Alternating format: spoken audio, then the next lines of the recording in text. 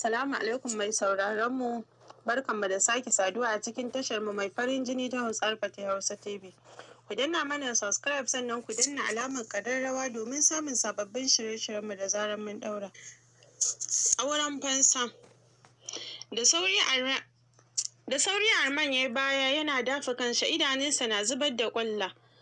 Bakin cikin abin da ya ga mahaifin nasa na yi, a ce yau yarinyar da ya fi so fiye da komai yake fata da muradin samunta, ita yau mahaifinta yake romansin da ita. Inna lillahi wa inna ilaihi raji'un. Wace kalar lukutar masifa ce wannan? Wani irin bala'i ne wannan? Shin da gaske mahaifinsa ya auri Safa, ko dai bai aure ta bane? Gaba ɗaya kansa ya ɗaure, yana can yana karatu. Mommy, his mother, mamansa take faɗa masa bai yadda ba, amma saboda ya gasgata zancen mahaifiyar tasa ya bar duk abin da yake, ya bi jirgi zuwa Niger. Ashe da rabon ya zo ya ga abin da zai hana sa bacci, ya hana sa sukuni. Ya subhanallahi, abban Arman san bai ji alamar mutum ba bare ya san da zuwan ɗan nasa. Ƙoƙari kawai yake a yanzu ya ji ya samu natsuwa da Safa, ko da bai maida ta cikakkiyar mace ba, a ce ya natsu. Safa maimakon ta ji daɗin abin sai ta ji wani irin baƙin ciki da kuma ɗaci a ranta. Ko littafin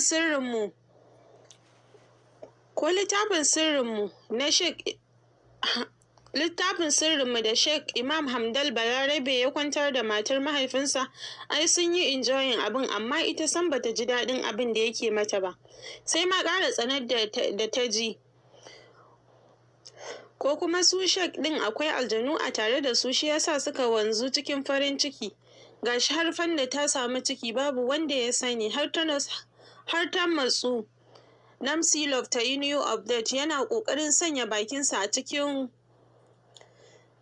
ta yunƙura za ta tashi, ya yi saurin sanya ƙafarsa ya danne ta, ta faɗa saman kujerar. Cikin zafin nama ya sa ƙafarsa a saman cikinta, ya danne ta. Jikinsa har rawa yake saboda tsabar masifar da ke cikinsa, musamman idan idanunsa suka hangi wajen bes. Cikin sauri ya manna bakinsa a wajen. Ai kam ji kake ta sakar masa fitsari a cikin bakin. Ya wanke masa fuska, da sauri ya yi baya yana sakin murmushi ya ce, wow, sweetness, mai Safa can. Can you imagine yadda na ji ki a bakina? Gaskiya yau za a kawo min matata, ya faɗa yana goge fitsarin da ta yi masa a saman fuskarsa. Do not worry baby, lokaci ne, ba za ki gane ba. Yana faɗin haka ya waje yana raya abubuwa da yawa cikin ransa. Yana fita ta saki kuka tare da faɗin, Allah ya isa mugu azzalimi. Wallahi sai Allah ya saka min. Ta ƙara magana tana curewa waje guda. Ta fara kiran sunan Yahimu. Arman jin sawun tafiya ya sa ya miƙe tsaye da sauri, bai tsaya jiran komai ba, ya fara sauka ƙasan bene. Idanunsa har wani duhu yake gani saboda tsananin tashin hankali da firgici da yake ciki. Bai bari kowa ya gansa cikin gidan ba, ya yi waje da sauri. Yana zuwa ya nemi Nafef tare da faɗa masa inda zai kai shi. Da kuzarinsa yake tafiya har ya isa babban falon. A zaune ya samu Anti Suwaiba. Yana ganin ta ya saki murmushi ya ce, Anti bari na wuce. Ba tare da ta kalle shi ba ta ce, a sauka lafiya. Tsayawa yana so kansa kafin ya ce, na ce yau za a kawo motar ɗaukar amarya ne? Kallon tsab Anti Suwaiba ta yi masa kafin ta miƙe tsaye ta ce, yanzu kai ko kunyar mu ba ka ji? Don Allah don Annabi, wannan wani irin buri kake da shi akan Safa da har ka ƙwallafa idanunka a kanta? Gyara tsayuwa ya ce, me kuwa nake da shi bayan son da zuciyata take mata? Ni kawai ina son ta ne, kuma finally na mallake ta. Jinjina kai Anti Suwaiba ta ce, lallai namiji ba kunya a idansa. Yanzu ka manta matsayinka na uba a wajen Safa? Ka manta amintar da ke tsakanin yayata da kuma matarka Manal? Wannan wani irin son zuciya ne? Kana matsayin uba ka auri 'yar cikinka? In fact ka kusa jika da Safa, amma ka murzawa idonka toka, kana cewa wai ita kake so? Daga ƙarshe kuma babban abin kunyan ɗan cikin ka Arman shi ke ƙaunar yarinyar nan, shi kuma wacce kalar rashin kirkin za ka yi masa idan ya tambaye ka dalilin auren masa budurwa da ka yi. Dariya ya yi a matsayin uba da na taka a gare ta, ya sa na yanke hukuncin mallakar ta zama tawa har abada. An Arman kuma ni na haife sa, ni na san me zan faɗa masa. Kawai ku shirya, zan aiko da mota a ɗaukar min ita.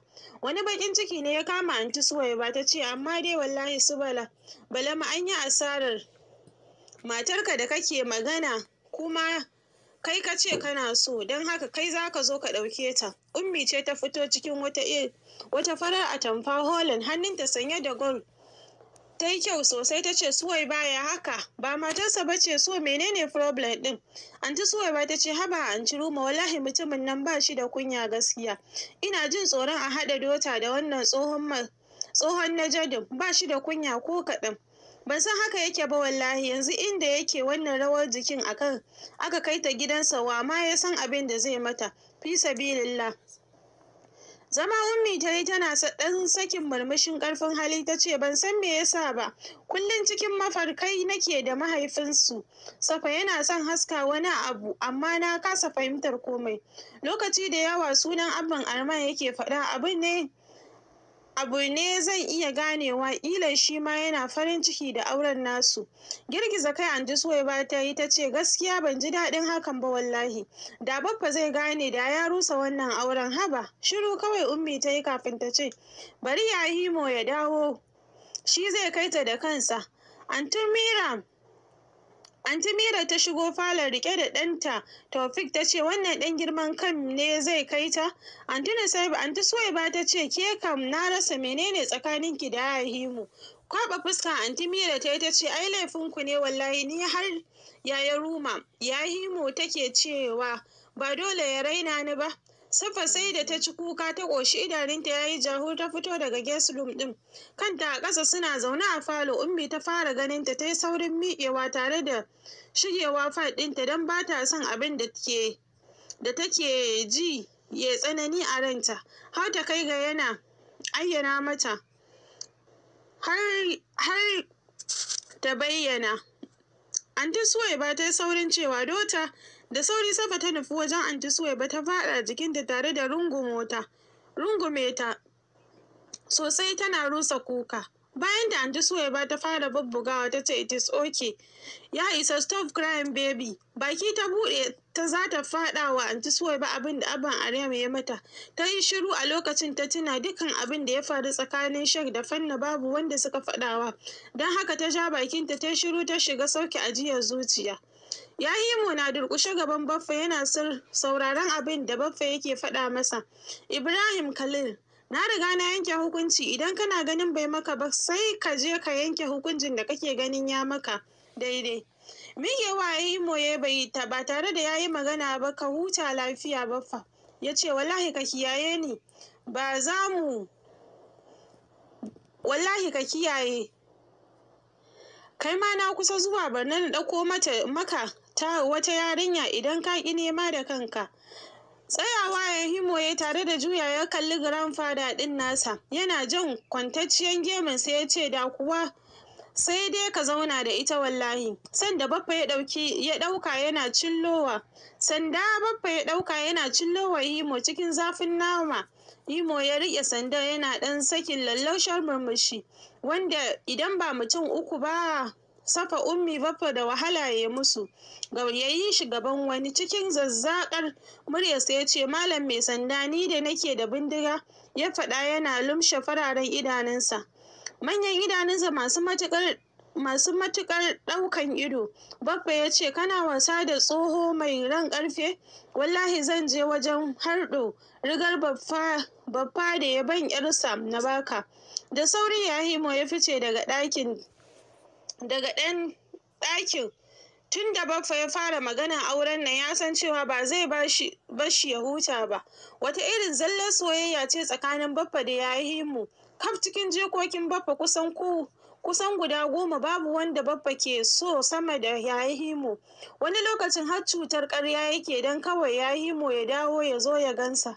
Yahimu cikin gida ya shiga, ya samu matar Baffa Inna tana kallon sa tace oyoyo ga mijin ya dawo. Zare mata manyan idanunsa yayi tare da ɗan ware mata hannu baya ta ja ta ce ku fa da turawa ta gama ratsa ku, me kuma runguma da tsakar rana haka? Fararen idanunsa ya ja ya rufe yana tauna leɓensa kamar ba zai yi magana ba ya ce, ashe dai ba matar gaske ba ce. Ina ta ce, ina, na ji ba komai, Allah ya nuna mana rai da lafiya sai na ɗauki baƙaƙen yaranka, don inda kake baƙin nan babu macen da za ta aure ka ta sai baƙa kamar ka. Zama yayi Himo ya yi saman lallausar da duma yana dankwashe ƙafafunsa ya ce, ki ce dai masu kama da ke kike so. Kwaɗon zogale inna ta ajiye masa wanda ya ji tumatir da albasa. Ruwa ta zuba masa ya wanke hannunsa sanin tas kasancewa baya cin abinci da spoon. Bismillah ya fara cin kwaɗon zogalen. Wannan dalilin ya sa yake son zuwa gidan Baffa. Yana son kwaɗon zogale sosai. Yana gama ya wanke hannayensa ya miƙe tsaye. Yana shirin fita wasu 'yan matan nan suka shigo. Yanayin kamanninsa zai sanya ka ce duk jini ɗaya ne. Da sauri suka ja baya suna zaro ido. Da ƙyar Hanna ta ce yayi Himo ina yini, banza ya yi mata. Idanunsa a kan Moha wacce ta tura baki gaba ta ce ina yini.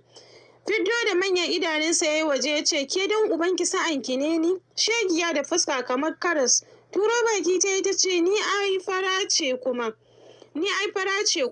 Bata ƙarasa ba ya nufe inda take tsaye. Da gudu ta yi cikin gidan tana ihu wayyo inna. Jikinta duk rawa yake, ta san halin Ibrahim Khalil sarai. Yanzu zai yi bol da ita. Waje yana fidda siririn tsaki a zuciyarsa yana faɗin shegiya mai duk ya ɓata mata fuska. Koyaushe ta shafa man tsabar rashin kirki irin na Yahimo kawai farar fata Allah ya bata irin ta Safa. Da wannan tunanin yayi waje escort ɗinsa na ganinsa suka fara masa. Da sauri suka buɗe masa ƙofar motar ya shiga. Fuskarsa kamar hadari. Ba alamun fara'a gaba ɗaya motocin suka fara bin layi tare da barin unguwar. Arman zubewa ya yi saman sofa yana sauke a wahalalliyar numfashi. He cannot believe abin da idanunsa yake gane masa. Abu har gizo yake masa ya kasa gogewa daga cikin idanunsa. Ƙarar motar mahaifin nasa ya ji da sauri ya miƙe ya nufi faɗinsa. Yana barin falon abban Arman ya shigo. Ƙanshin turarensa kawai ya ji. Dan ɗan nasa ya dawo.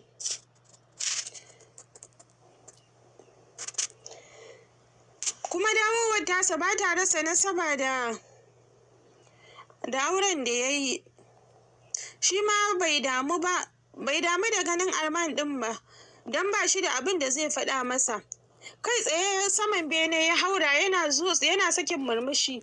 Yana zuwa ya kwanta saman bed zuciyarsa fes kamar har yanzu ɗanɗanon bakin Safa yana nan zaune daram a bakinsa.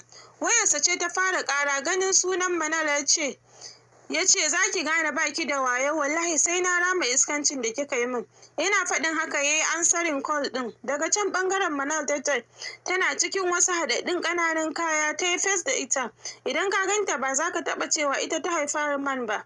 Tana sanye da tirikwata sai half vest, kyawawan vest ɗinta wanda suke tsaye cir babu alamar zubewa a cikin half vest ɗin. Kasancewa ba ta sanya bra, fuskarta marai tare da turo baki ta ce wai irin baka damu da dawowa ta gida ba. Dariya ya mata ya ce wai me yasa zan damu kuma bayan ina tare da sabuwar matata dal akwali. Ai Manal kin yi kuskure, ko mata biyu ne ni ya aura a kan saboda ina da halin yin kin gane. Juya idanunta ta yi ta ma rasa abin da za ta ce masa saboda damuwa ga wani zullo da gudun jininta ke mata a ciki. Ta ce Aba Aram ni kake gaya wa hakan? Wane ya faɗa maka baƙin ciki naka? Ina baƙin ciki da auren Safa da kai. Hazali ma ban ɗauke ta kishiya ba. Kawai ne haka ne saboda kare mutuncin kaina. Dariya ya ƙara yi ya ce har wani mutunci gare ki? Look, ina son ki, ban taɓa yi wa wata 'ya mace son da nake miki ba, amma dole ne na rama abin da kika yi min, don haka ki je na sake ki saki biyu. Kirjinta ne ya buga da ƙarfi, tana son mijinta domin shi ne suka yi auren saurayi da budurwa. Bakinta na rawa, idanunta suna son cika da hawaye. Cikin rashin fahimta ta ce, me kake cewa haka? To masu sauraro, duka anan muka kawo ƙarshen shirin, sai kuma gobe idan Allah ya kai mu. Kada ku manta ku yi mana sharing a group ɗinku. Masu gasa kuma shiru dai har yau ban ga an fara yau min screenshot ana tura mana ba. Allah dai Ubangiji ya ba mai rabo sa'a. Ni ce taku Umma Arfa, da waɗanda suka sa gasan Allah ya saka musu da alkhairi.